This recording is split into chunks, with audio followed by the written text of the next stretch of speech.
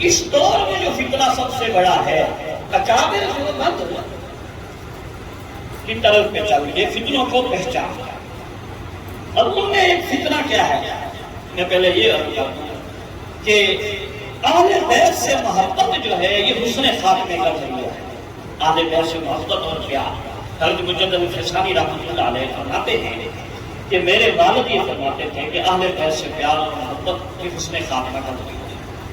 کہتے جب میرے والد کا آخری وقت تھا تو میں نے ان سے پوچھا کہ آپ کیسے محسوس کرتے ہیں؟ آپ تو فرماتے تھے اہل بیت سے پیار جو ہے حسن خاتمے کا ذریعہ ہے، تو اس کو کیسے محسوس کر رہے ہیں؟ تو فرمایا کہ میں اس وقت بھی اہل بیت کی محبت میں مستغرق ہوں. ایسے کمال کے لوگ تھے کہ وفات کے وقت بھی ہوش و حواس سالم ہے. تو حضرت مجدد کے حالات آپ پڑھ 15 شعبان جب گزری ہے، آخری جو 15 شعبان تھی، تو حدیث میں آتا ہے نا کہ اس رات اللہ تعالیٰ فرشتے حوالے کر دیتے ہیں جنہوں نے فوت ہونا ہے ان کی فرشتے دے دی فرشتوں کو، جو کا رزق ہو، جنہوں نے پیدا ہونا ہے سارا. رات کے مجدد صاحب نے مراقبے میں دیکھ لیا کہ اس سال جن لوگوں نے فوت ہونا ہے ان کی فرشتوں میں حضرت نے دیکھا میرا نام لکھا ہوا. صبح ہوئی، کبھی کبھی اللہ اولیاء کو کھول دیتے ہیں. علم غیب یاد رکھنا وہ چیز ہے. امپائر غیب ہو رہا ہے، غیب کی خبر اللہ نبی علی کو دے دیتے جتنا چاہے، لیکن ان کے پاس اختیار نہیں ہوتا کہ جب چاہے غیب. دیکھو نا یعقوب علیہ السلام، یوسف علیہ السلام قریب 11 مہینے کے کنویں پہ ہیں، لیکن نہیں پتہ چلا. اللہ نے نہیں پتہ. اور جب بتانے پہ آ گیا اللہ تعالیٰ ابھی وہ سینکڑوں یا ہزاروں میل دور سے قمیص چلتی ہے یوسف علیہ السلام کی، تو حضرت فرماتے ہیں انی لا اجد ریح یوسف، میں یوسف کی خوشبو پا رہا ہوں. جب اللہ نے بتایا تو اتنا سمجھ سکتا. امام علیہ وسلم کا دیکھ لیں، حضرت عائشہ کا حال گم ہوا، تلاش کیا جا رہا ہے، مل نہیں رہا. اتنی بڑا ہے سواری کے لیے نہیں مل رہا. حتیٰ کہ اتنی تاخیر ہوگی، نماز کا وقت آ گیا، تیمم کی عہد نازل ہو گئی. لیکن جب اللہ نے بتانا کیا ہے تو بیٹھے فرماتے او زید بن حارثہ شہید ہو گئے، عبداللہ بن رواحہ شہید ہو گئے، جعفر تیار نے جھنڈا اٹھایا وہ شہید ہو گئے، خالد بن ولید نے جھنڈا اٹھا دیا ہے. اللہ نے جنگ فتح کر دی. نہیں بتایا، نہیں باہر بتایا، نہیں بتایا اللہ نے.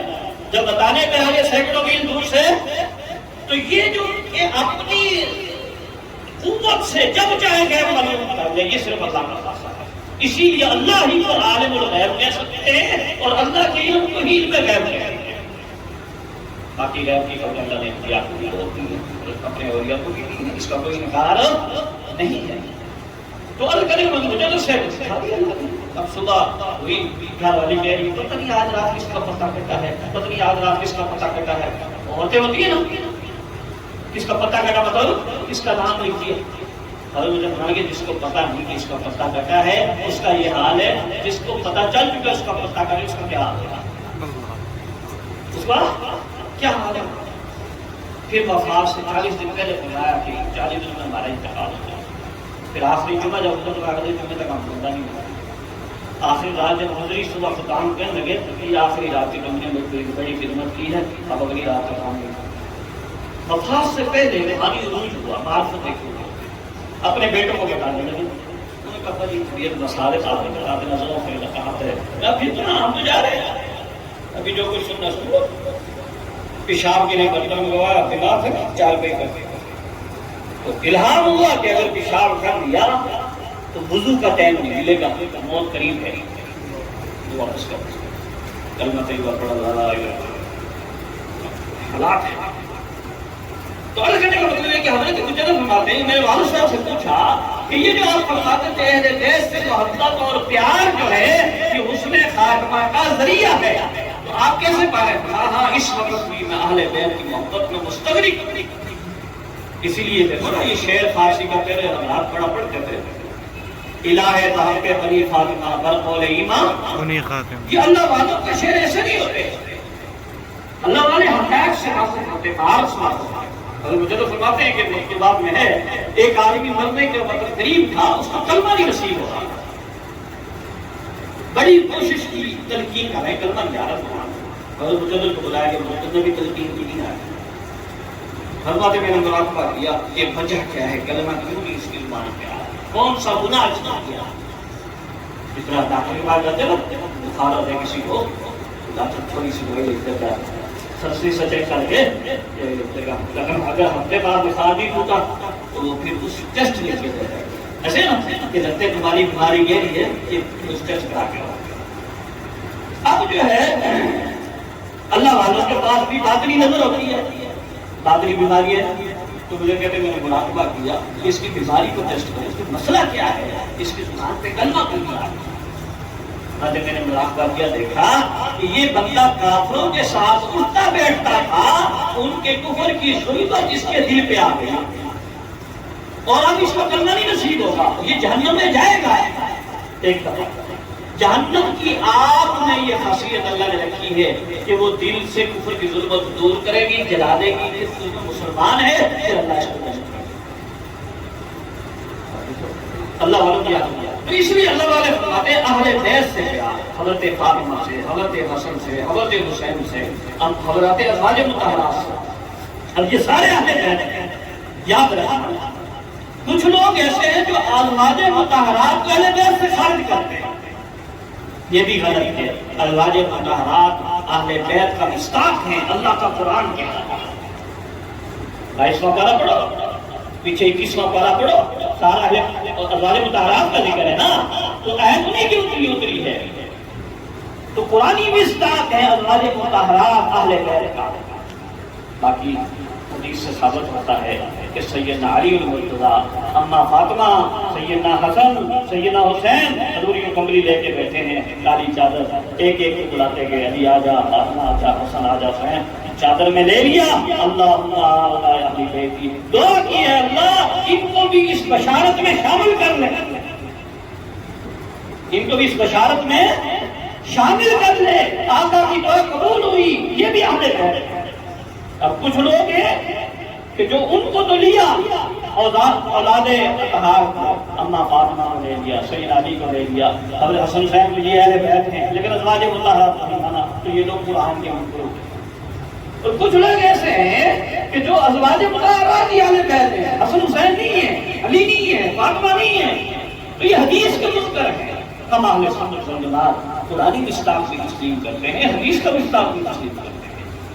یہ سب ازواج مطہرات بھی اہل بیت میں ہیں، حضور کی اولاد اور اطہار بھی اہل بیت میں ہیں. تو اہل بیت سے محبت حسن خاتمے کا ذریعہ ہے، ان سے پیار حسن خاتمے کا ذریعہ ہے. اب حضرت حسین رضی اللہ تعالیٰ عنہ، فضائل تو آپ سنتے ہی رہتے ہیں، وقت نہیں ہے مگر میں بیان کر دیتا. اب دیکھو ان کا ٹاکرا ہوا، کس سے ساتھ ہوا، کیوں نکلے. آج یہ ہمارے اندر المیہ ہے کہ اس وقت کا سب سے بڑا جو مرض ہے، جو غیر مغربیت ہمارے اندر آ رہی ہے، جو غملیت میں تیزی سے یاد ہے. ایک ہوتا ہے کسی گمراہی کا اشد ہونا، اور ایک ہوتا ہے کسی گمراہی کا زیادہ پھیلنا. دونوں میں فرق ہے. مثال کے طور پہ حدیث ہے نا کہ الغیبت اشد من الزنا، غیبت زنا سے بھی سخت گناہ ہے. اس کی کیا وجہ ہے کہ زنا زیادہ نہیں پھیلے گا، کوئی برا کرے گا تو 100 دفعہ سمجھے گا، لیکن غیبت مولوی بھی کرے گا، طالب علم کی کرے گا، مدرس کی کرے گا، پیر کی کرے گا، نعت خان کی کرے گا، ہوتی زیادہ پھیلنے والی بیماری نا. تو اس کو کچھ سمجھتے ہی نہیں، اس لیے یہ اس سے اشد ہے، زیادہ پھیلنے والی. مولانا علی شیر حیدری رحمۃ اللہ علیہ جیل کے اندر تھے، میں جب وہاں پڑھاتا تھا، ہم کبھی ملاقات کے لیے چلے جاتے ہیں. تو وہ سپرینٹینڈنٹ بڑا اچھا تھا اور حضرت کا بڑا احترام کرتا تھا. ویسے تو نظر بان کی ملاقات نہیں ہوتی، لیکن حضرت کا بڑا بہت کرتا تھا. تو اپنے دفتر میں بلا لیتا ہوں کہ کرسی پہ بیٹھ جاتے، ہم بھی چلے جاتے، ایسی کرسی لگ جاتی. تو حضرت کا ایک مزاج تھا کہ منوس بڑا کر لیتے تھے کسی بندے کو بھی. تو سپرینٹینڈنٹ کو نا ہمارا تعارف کرا ہوتا ہے، یہ استاد محمود صاحب ہیں، تو فرمانے لگے ہمارا تخصص جو ہے تو اس کے لیے اسپیشلی تو ہم نے پنجاب سے بلایا ہے، تو وہ پھر میرے سے بڑی محبت ہے، جب ہم جاتے ملتا نیا مشتاق صاحب آ گیا، نیا مشتاق صاحب میرا نام رکھا نیا مشتاق، تو ہم بیٹھ جاتے ہیں، گپیں ہوتی ملاقاتیں یہ ایسے، تو ایک دم فرمانے لگے کہ دیکھو کفر جو ہے روافظ کا ساتھ ہے، کفر روافظ کا جو لوگ صحابہ کو نہیں مانتے ان کا سفر ہے، لیکن فتنہ غیر مقلدیت کا سفر ہے، فتنہ کن کا سفر ہے؟ غیر مقلدیت کا سفر ہے، کفر روافظ کا فتنہ غیر مقلدیت کا، کیوں؟ اس لیے کہ ہمارے سنی جلدی روافظ نہیں بنیں گے، لیکن غیر مقلد بنیں گے، غیر مقلد تو آپ کسی طرح اگرچہ گمراہی بظاہر غیر مقلدی زیادہ ہے، لیکن اس وقت فتنہ جو ہمارے دیوبندیوں میں تیزی سے پھیل رہا ہے وہ یزیدیت کا ہے، خارجیت کہ صحابہ کی محبت کی آڑ میں ہم لوگ اہل بیت ہیں، حسن حسین کے فضائل ہم نے بیان کر جن کے مقابلے میں یہ نکلے اور سیدنا حسین اس یزید کی ہم مرافت بیان کرتے ہیں، صفائیاں دیتے ہیں، کہتے ہیں جی اگر یزید پہ اعتراض کیا اور معاویہ پہ بھی ہم معاویہ پہ کیا آئے گا؟ سیدنا معاویہ کوئی لوگ تھا کہ اس نے یہ کچھ کرنا ہے، علم غیب تو نہیں تھا۔ اگر نوح علیہ السلام کے بیٹے کا کفر قرآن میں آ گیا کہ نوح علیہ السلام کی توہین ہے نہیں، تو حضرت معاویہ نے کیا اس وقت ان کے سامنے اس کے فسق و فجور اتنا نہیں تھا، اصلاح کی نیت میں کر دیا، بعد میں اس نے پردے جو نکالے ہیں روایت میں آتا ہے جو ہی اس نے پہلا آرڈر جاری کیے ان میں یہ لکھا مدینے کے گورنر کو علیہ بالحسین عبداللہ بن زبیر عبداللہ بن عمر اخذا شدیدا بالبیعۃ لا رخصت فیہ، فوری طور پر عبداللہ بن عمر عبداللہ بن زبیر اور حضرت حسین کو گرفتار کرنا بیعت ہوا، کوئی کسی قسم کی گنجائش نہیں ہے اس کے علاوہ۔ کہ دوسرا خط بھیجا ایک بایا الا فضرب اعناقهما قبل ان يلعن الخبر کہ اگر بیعت کر لیں ٹھیک مگر نہ گردنیں اڑا دیں۔ اب یہ حکم جاری کیا تو سیدنا حسین کیا کرتے ہیں؟ مدینے سے آپ نکلے، مدینے کا گورنر نرم دل تھا، اس نے خون بہانا مناسب نہیں سمجھا اور اس کو بتا دیا کہ یہ معاملات ہیں، تو مکہ چلے گئے، ادھر کوفیوں کے خطوط آنا شروع ہو گئے۔ اب جو کوفہ والے تھے انہوں نے یہ خطوط لکھے کہ ہمارے پاس آ جائیں، تو یاد رکھنا صحابہ کرام کے وہ بھی حضرت حسین کو روک رہے تھے، وہ یہ نہیں اس لیے نہیں روک رہے تھے کہ یزید بڑا نیک آدمی ہے، کہ حاجی نمازی ہے، آپ اس کا مقابلہ کیوں کرتے ہیں، نہیں، وہ یہ کہتے تھے کہ کوفہ کی طاقت آپ کے ساتھ ہے، مسئلہ شریع ہے، فاسق و فاجر کرام بن جائے تو اس کا اگر تمہارے پاس طاقت آ جانے کی تو ہٹا دو، مگر اللہ سے دعا کرو، لڑو بھیڑو نہ پھر لڑو بھیڑو۔ آپ کو یہ مسئلہ سب کی آئی کہ یزید صاحب کو پاگل ہے، لیکن کوفہ کی طاقت ساتھ ہے، یعنی سیدنا حسین کہتے ہیں ساتھ ہے، صحابہ کہتے ہیں ساتھ ہے۔ یہی وجہ حضرت ابن عباس نے فرمایا ستقتل فی بناتک و نسائک کما قتل عثمان فی بناتہ و نسائہ، آپ کو اپنی بیوی بچوں میں ایسے ہی شہید کر دیا جائے گا جیسے حضرت عثمان کو شہید کیا نہ جائے، کوفہ والوں پہ نہ اعتماد ہے۔ حسین کے مقدر میں شہادت تھی، چنانچہ ہوا وہی جس کا خطرہ تھا، کوفہ والے پیچھے ہٹ گئے اور یزیدی لشکر سامنے آ گیا راستے میں ہی، اور بیعت کا سوال ہے، بیعت آخر شہادت پر ہوا تو عرض کرنے کا مطلب ہے کہ آپ یہ نکلے جو یزید کے مقابلے میں تو نیک سنے کے لکھتے ہیں نہیں، اس وجہ سے ساری امت کا اتفاق ہے۔ ابن خلدون نے لکھا ہے کہ یزید کے فسق کے سب کا اتفاق ہے، فاسق تھا۔ ابن کثیر نے لکھا ہے فاسق تھا، نتیجہ سب یہی نکال رہے ہیں۔ ملا علی قاری لکھا ہے فاسق تھا، احکام القرآن میں ابو بکر صاحب نے لکھا ہے لعین تھا، فاسق تھا۔ مجلد ثانی نے لکھا ہے فاسق تھا۔ حضرت ننوتوی نے لکھا ہے یزید پلید تھا۔ حضرت نبوی نے لکھا ہے فاسق تھا۔ حضرت مدنی نے، حضرت مولانا یوسف بنوری رحمۃ اللہ علیہ، ساری امت یہ لکھتی ہے یہ یزید فاسق تھا، کسی ایک نے اس کی منقبت نہیں بیان کیا۔ اختلاف میں ہوا ہے، یاد رکھنا، وہ لعنت نہ ہوا، اس کا ہوا لعنت، کہ لعنت کرے نام لے کے یا نہ کرے، یہ یاد رکھنا۔ لعنت کے مسئلے میں یہ ہے کہ لعنت اس پہ ہوتی ہے جس کا کفر پہ مرنا ہی کفر پہ مرنا، اس کے علاوہ لعنت نام لے کے نہیں کہتی تھی. دیکھ سکتے ہیں چوٹوں پہ لعنت، ظالموں پہ لعنت، قاتلین حسین پہ لعنت، یہ کیسے کہتے ہیں؟ لیکن نام لے کے کہ یزید پہ لعنت، یہ اس وقت کہنا جائز ہوگا کہ جب یہ یقین ہو جائے کہ یزید کفر پہ مرا ہے. اب اس میں بھی بعض علماء اس طرح گئے کہ کفر پہ مرا ہے، اس وجہ سے لعنت کہتے ہیں. امام احمد بن حنبل رحمہ اللہ کے بارے میں یہی ہے لعنت کا خیال ہے، اور بھی بہت سارے امام ہیں. امام ابن جوزی رحمۃ اللہ علیہ نے مستقل کتاب لکھی، میرے ساتھ موجود ہے، کہ یزید پر لعنت کی ہے. لعنت ابو بکر جساس جس کی احکام القرآن کے بارے میں مولانا قاسم نقوی لکھتے ہیں، مولانا تقی عثمانی لکھتے ہیں کہ اس جیسی کتاب احناف کے اندر کم ہے جو جس طرح انہوں نے بحث کی اس میں مسائل فقہ پر اور ان چیزوں پر. اس میں انہوں نے نہیں لکھا ہے وہ ہے کہ لعنت کیا ہوتا ہے. ٹھیک ہے چلو، اگر لعنت باقی قابل کہتے ہیں نہیں لعنت ہو تو سبوت لعنت نہ کرتے، لیکن فیصد اتفاق کی ہے ساری امت. اب جو ہے فتنہ یہ ہے کہ دیکھو جی کہ اگر جو ہے یزید کو فاسق کہہ دیا تو خبر معاویہ کہتا ہے تو مارو کیا اعتراض ہے؟ کوئی کہتی ہے.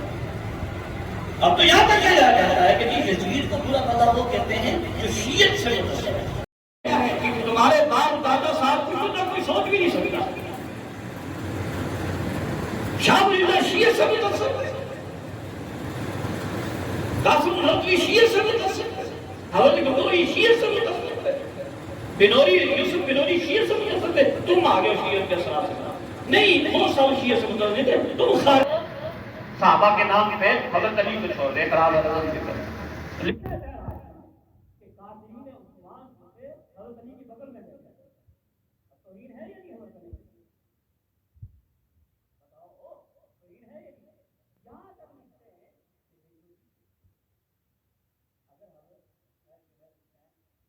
خلاف نکلے ہیں تو معاویہ اگر نکلا علی کے خلاف تو پھر کیا ہوگا؟ پھر دیکھو ہم یہ نہیں کہتے کیا ہوا کیونکہ سیدنا معاویہ مجتہد ہیں. کیا ہے مسئلہ یہ بھی سمجھ لو. میرے پاس ایک بہت بڑے وقت کی تعلیم آئے پھر راجی کے بیانات ہوتے ہیں کہ لگے کہ ہمیں یہ پریشانی ہے کہ مرزا جیلوی بھی کہتا ہے کہ حضرت معاویہ باغی اور ہمارے اکابر نے بھی لکھا ہے. اگر مرزا جیلوی غلط ہے تو ہمارے اکابر بھی پھر غلط ہوں گے، اور اگر ہمارے اکابر ٹھیک ہے تو مرزا جیلوی بھی پھر ہم نہیں اعتراض کر سکتے. بات سمجھ آ رہی؟ ہاں ہمارے اکابر نے لکھا ہے حضرت معاویہ باغی، مرزا جیلوی بھی کہتا ہے. تو اگر اکابر کو بچاتے ہیں تو مرزا جیلوی بھی بچتا ہے، اگر اس کو کچھ کہتے ہیں تو اکابر بھی نہیں بچتے. مسئلہ سمجھ آیا؟ میں نے کہا کہ دونوں میں فرق ہے. جس طرح شعر اور شیر میں فرق ہوتا ہے، شعر اور شیر میں فرق ہے. شیر دودھ کو کہتے ہیں نا، مٹھائی مٹھائی ہاں جی دودھ بھی کہتے ہیں. اور شعر شعر لکھنے میں ایک طرح ہے شعر اور شیر. اسی طرح اکابر اور ان میں مرزے کے نظریے میں فرق ہے. پھر میں اس کو ایک تمہید سمجھو پہلے. وہ کیا ہو گیا؟ دودھ کا لفظ ہے. آپ سے کوئی پوچھتا ہے کہ دودھ حلال ہے یا حرام ہے، آپ پوچھیں گے کہ کون سا؟ بکری کا ہے تو حلال ہے، کتیا کا ہے تو حرام ہے. لفظ دودھ کا دونوں پہ آئے گا نہیں آئے گا؟ بکری کا دودھ حلال، کتیا کا حرام. کیوں؟ پیچھے منبع دیکھا گیا. اگر حلال جانور ہے دودھ بھی حلال ہے، حرام جانور ہے دودھ بھی حرام. ایسے ہے یا نہیں؟ منبع دیکھا گیا. اگلا اس میں دوسری بات سنا دیکھو، اجتہادی خطا جو ہے یاد رکھنا یہ نبوت کے بھی مقام کے خلاف ہے. اجتہادی خطا نبوت کے مقام کے بھی خلاف نہیں ہے. نبوت کے مقام کے بھی خلاف مجدد صاحب نے لکھا ہے. آپ سارا بدر کا واقعہ اٹھا لیں، قرآن پاک سے تفاسیر اٹھا لیں. ہمیں لکھا رسول اللہ صلی اللہ علیہ وسلم سے یہاں اجتہادی خطا ہوئی. یہی وجہ عذاب نظر آیا نا کہ عمر کا فیصلہ اللہ کا نقصان تھا تو اجتہادی خطا تو ہوئی ہے. تو نبوت کے مقام کے منافی نہیں ہے اجتہادی خطا. بات سنا. دوسری بات جو اجتہادی مسائل ہوتے ہیں اس میں امتی مجتہد جو ہے نبی کی مخالفت کر سکتا ہے، جیسے حضرت عمر نے کی، نبی کی مخالفت وہاں پہ بعد میں نہیں، اس وقت اسی طرح ایک مجتہد دوسرے مجتہد کی بھی کر سکتا ہے، بلکہ اپنے اتحاد میں عمل کرنا لازمی ہوتا ہے۔ امام ابو یوسف کے لیے مجدد لکھتے ہیں مرتبہ اتحاد پر پہنچنے کے بعد حضرت ابو حنیفہ کی تقلید خطا ہے، اپنے اتحاد پہ عمل کرنا ہے۔ شگرد مجتہد بن گیا، اب وہ اپنی اجتہاد پہ عمل کرنا اس پہ ضروری ہے، استاد کی تقلید اس کے حق میں خطا ہے۔ یہی وجہ ہے کہ امام یوسف فرماتے ہیں نازات ابا حنیفہ فی مسئلہ خلق القرآن ستۃ اشہر، کہ میں نے ابو حنیفہ رحمۃ اللہ سے مسئلہ خلق القرآن میں 6 مہینے تک مناظرہ کیا، کیونکہ تقلید نام ہے بغیر دلیل کے بات نام ہے نا۔ ابو یوسف مجتہد ہیں خود، ابو حنیفہ سے دلائل سے بات کرے ہیں، 6 مہینے تک کیے، اس کو بیادبی نہیں کہیں گے، یاد رکھنا۔ شاگرد کامل ہو گیا، اتحاد کے درجے کو پہنچ گیا، استاد کی تقلید اس پہ واجب بھی نہیں، اپنی اتحاد کا عمل واجب، اور اگر وہ اتحادی مخالفت کرتا ہے بے ادبی بھی نہیں ہوگی۔ کیا آپ تصور کر سکتے ہیں کہ حضرت عمر حضور کے بے ادبی کرتے تھے؟ لیکن اتحادی مخالفت ہے۔ اب توجہ، جب امتی اجتہاد مسائل میں وہ کسی اتحادی مسئلے میں نبی کی مخالفت کر سکتا ہے تو صحابی کی کر سکتا ہے۔ تو سید علی بھی صحابی مجتہد ہیں، حضرت معاویہ بھی صحابی مجتہد ہیں۔ اب یہاں حضرت معاویہ کا اتحاد کیا ہے کہ میں پہلے حضرت علی کا قصاص لے لیا جب ہدایت ہو جائے۔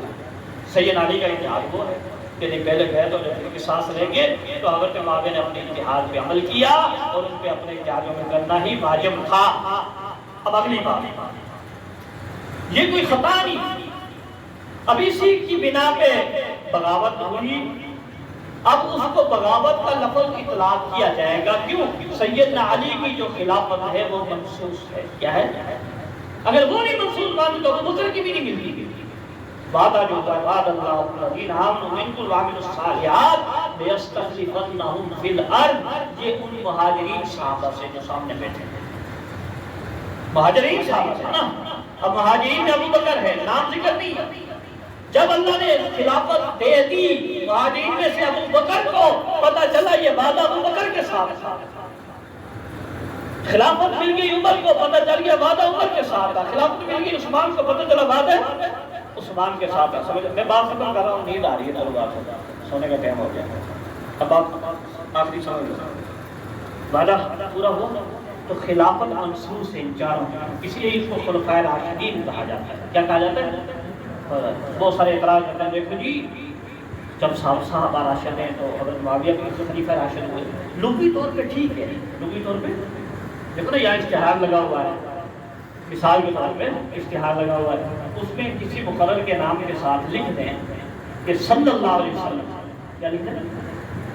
لغوی طور پہ ٹھیک ہے، لغوی طور پہ ٹھیک ہے، مقرر کے نام کے ساتھ لکھ دیا مولانا اللہ صاحب صلی اللہ علیہ وسلم، صلی اللہ، لغوی طور پہ ٹھیک ہے، لیکن اصطلاحی طور پہ ٹھیک نہیں، کیوں؟ صلی اللہ علیہ وسلم حضور صلی اللہ علیہ وسلم کے ساتھ تھا، ایسے ہے یہ نہیں ہے۔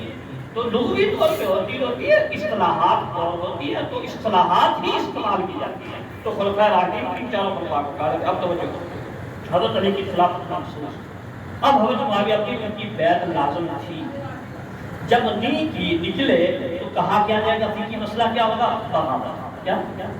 اب ایک بغاوت بندہ کرتا ہے اتحاد کی وجہ سے، تو یہاں بغاوت سراسر حسن ہے۔ کیا ہے؟ ہاں، پیچھے بغاوت کے اجتہاد ہے، کیا ہے؟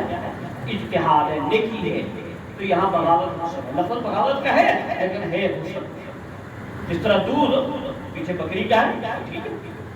اور اگر بغاوت کوئی کرتا ہے اپنے حب مال کے لیے، حب جاہ کے لیے، تو یہاں بغاوت جرم ہے، یہاں عیب ہے۔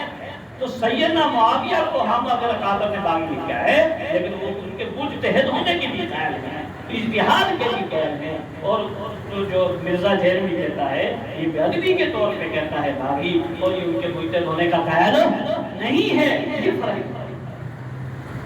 اس لیے وہ اکابر کا لکھنا جائز اور یہ کہنا حرام، یہ کہنا۔ اچھا آگے حضرت معاویہ کو اللہ کتنا اجر دیں گے اس پر؟ حدیث میں میرے ساتھ یہ خود جو فرض کر دے پوری امت کا بال کا آدمی احد پہاڑ بھی اگر سونا خرچ کرے تو اب تک ایک مل جو احد پہاڑ سونا خرب کی نسبت ہے نا، خرب کی نسبت ہے۔ حضرت ہمارے کو اتحاد میں جی خطا پہ اجر ملے گا، ہو سکتا ہے یہ پوری دنیا کے بعد کے مسلمانوں کے اجر سے بڑا صحابی جلیل القدر صحابی۔ تو اس لیے یاد رکھنا ہمارے ہاں جو حضرت معاویہ کو باغی کہا گیا یا لکھا گیا تو ساری اتحاد ان کے متحد ہونے کے بھی قائل ہیں اور ان کے اجر کے بھی ہم قائل ہیں اور ان کا اتنا اجر مانتے ہیں کہ عین منقطع بلکہ غالب گمان یہی ہے کہ پوری امت بعد کی ان کے روزے حج نمازیں زکاتیں جہاد